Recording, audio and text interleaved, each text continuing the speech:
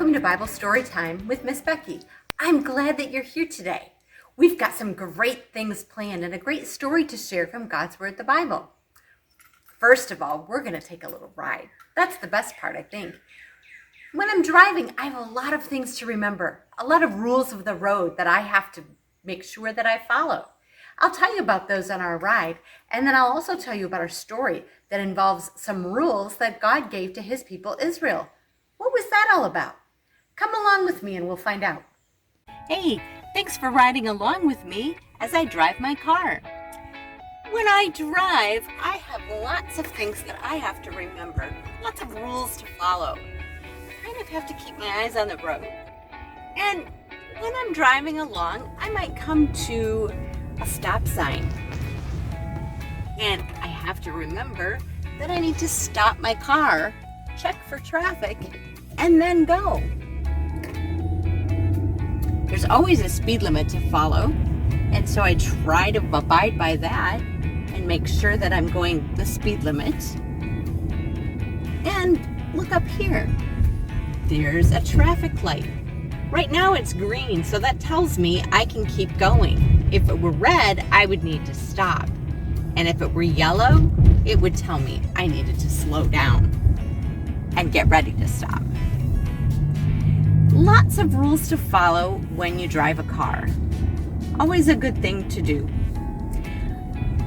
I wonder, though, what that has to do with our story. In our story today, we're going to hear a little bit about how God has some rules for his people, the people of Israel, that he wants them to live by. Because, what would happen if I decided not to stop at the stop sign, or if I went way too fast? What would happen to me? What would happen to the other people? That's kind of what God is trying to tell his people Israel by giving them some rules. I want you to live the best so that other people can live their best life. Let's find out about that as we read our story together. Thanks for riding along. Hey, thanks for riding along with me. We've got a lot of things to remember when we're driving on the road, for sure. And God's people, we're going to have some things to remember too. How God wanted them to live. Remember, he just saved them, and we're continuing to follow Moses and the people Israel as they begin this long journey through the desert. We're going to find out why they have all of these rules and how God's going to use them. Let's read 10 ways to be perfect. So there they all were. Grannies, granddads, babies, uncles, aunts, children, moms, and dads out there in the middle of the desert. They had blisters from all the walking. They were hungry and thirsty and much, much too hot. We don't like it, they said. It stinks. And so did they, for that matter, because no one had taken a bath in weeks. Now remember, because this is something they'd forgotten, God had done amazing things for his people. He'd hidden them inside a cloud. He'd moved the sea. He'd set them free. But God's people still weren't happy. They didn't care about being free. Wasn't it better when they were slaves? At least they'd had lots of nice food to eat. God doesn't want us to be happy, they said. It was the same lie that Adam and Eve heard all those years before. God has brought us out here to kill us. God doesn't love us. But they didn't know God very well, did they? Every day of their journey, God kept showing his people how well he would look after them if they would trust him and obey him. When they were hungry, God made the sky rain with food, bread coming down from heaven. What is it? They asked each other. They didn't know, so they called it, what is it? Which, of course, is a very good name for something when you don't know what it is. When they were thirsty and started quarreling, God made water flow from a rock. Moses called that place Quarreling because that seemed like a good name too. And still, God's children didn't trust him or do what he said. They thought they could do a better job of looking after themselves and making themselves happy. But God knew there was no such thing as happiness without him. So God led them to a tall mountain. God wanted to talk to his people and show them what he was like. He wanted to help them know about the special land he was going to give them. The whole earth belongs to me, God said, but I have chosen you. You are my special family. I want you to live in a way that shows everyone else what I'm like, so they can know me too. God called Moses up the mountain. The great mountain shook. A thick cloud fell, thunder roared, lightning crackled, and God gave Moses 10 rules called commandments. I want you to love me more than anything else in all the world, and know that I love you too, God told them. That's the most important thing of all. God gave them other rules, like don't make yourselves pretend gods, don't kill people, or steal, or lie. The rules showed God's people how to live and how to be close to him and how to be happy. They showed how life worked best. God promises to always look after you, Moses said. Will you love him and keep these rules? We can do it. Yes, we promise. But they were wrong. They couldn't do it. No matter how hard they tried, they could never keep God's rules all the time. God knew they couldn't, and he wanted them to know it too. Only one person could keep all the rules, and many years later, God would send him to stand in their place and be perfect for them, because the rules couldn't save them. Only God could save them. That's a great story. I'm glad that we're learning about those rules today, those commandments. It shows us how life works best.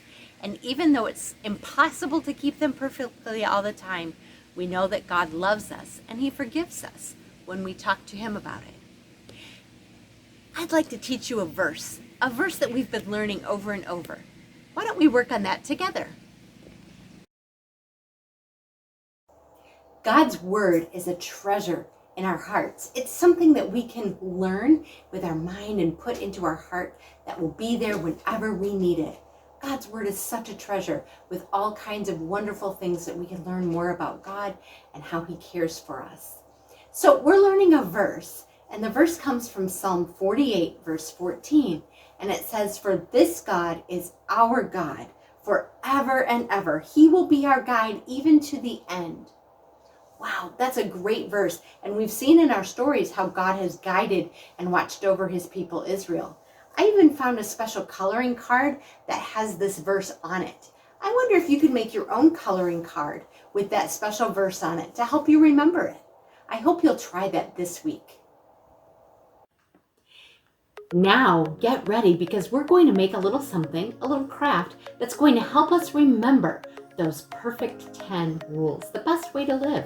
And so it's going to be something that might not list all of those 10 rules, but it's going to tell us something that Jesus said about the 10 commandments. And we find that in our Bibles in Matthew 22.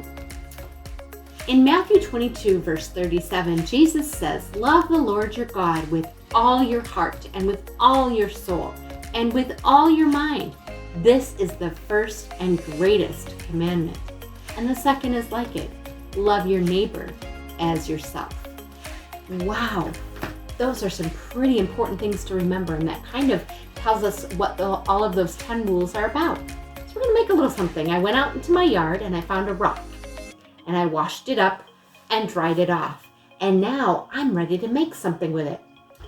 First, pick one side of your rock, find a red marker, or maybe even some red paint, and draw a beautiful red heart right on your rock. and color it in. That's what I'm doing right now, coloring in my red heart. Once you're done coloring in your red heart, remember what Jesus said. Love the Lord your God with all your heart. Then I'll find a black marker. A thin little black marker is the best kind. And on that heart that I colored, I'm going to write the word God.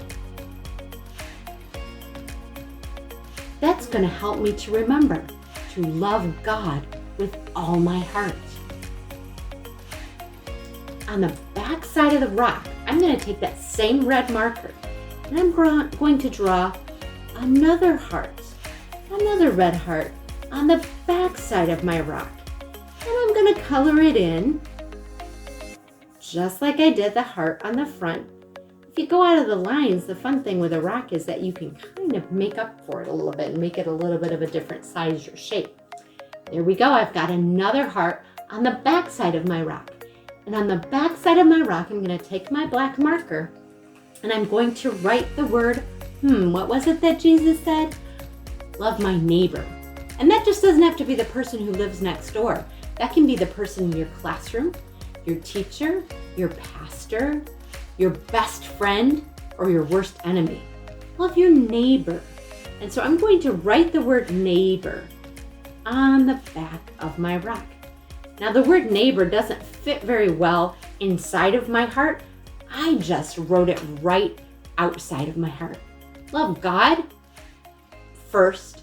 Love God with all my heart, all my soul, all my mind, and love my neighbor. And that's going to help me to remember what Jesus said. So take some time to make a rock like that today. Thanks for being with me today. I'm glad that you were here. You've got lots of things to do this week. You've got a Bible verse to keep memorizing and learning and committing to your heart. You've got a fun craft that helps you remember about the perfect 10, all of those rules that God gave to his people and to us. And a great song. If you click on the link below, you're going to hear a great song about the perfect 10. It's a fun song to sing along with. And maybe you can even memorize that too. What fun. I'm glad that you came. And next week, we'll continue on our story with more about how God is taking care of his people. We'll see you then.